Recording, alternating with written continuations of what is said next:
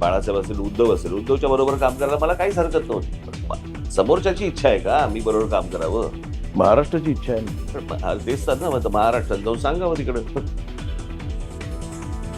राज ठाकरेंकडून उद्धव ठाकरेंना अप्रत्यक्षपणे युतीची ऑफर.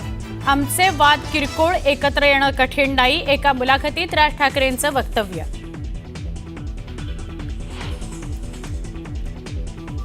महाराष्ट्राला आणि मराठीला सर्वाधिक धोका हिंदीपासून नाही तर गुजरातीपासून, खास संजय राऊत यांचा दावा. पश्चिम मुंबईचं गुजरातीकरण केल्याचाही आरोप.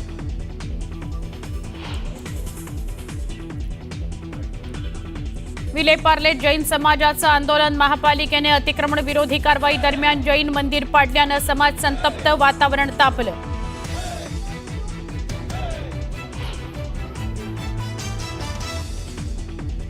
बीडच्या गहिनीनाथ गडावर नारळी सप्ताहाचा समारोप कार्यक्रमाला मुख्यमंत्री देवेंद्र फडणवीस यांची उपस्थिती. गडाची जबाबदारी सगळे मिळून घेण्याचं मुख्यमंत्र्यांचं आश्वासन.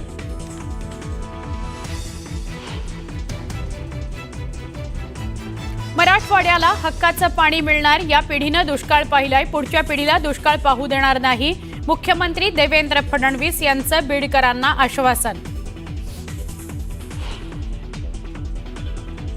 छत्रपती संभाजीनगरमध्ये भीषण पाणी टंचाई. गावकऱ्यांवर विकतचं पाणी घेण्याची वेळ. पाणी प्रश्नावर तोडगा काढण्याची मागणी.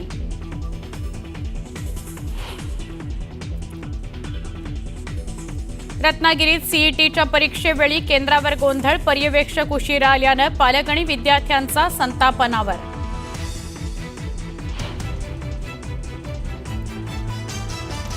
सिंधुदुर्गच्या सिद्धिविनायक उर्फ प्रकाश बिडवलकर अपहरण आणि हत्या प्रकरणी 6वा आरोपी ताब्यात. गौरव वराडकरला शुक्रवारी रात्री उशिरा ठोकल्या बेड्या. पोलिसांकडून चौकशी सुरू.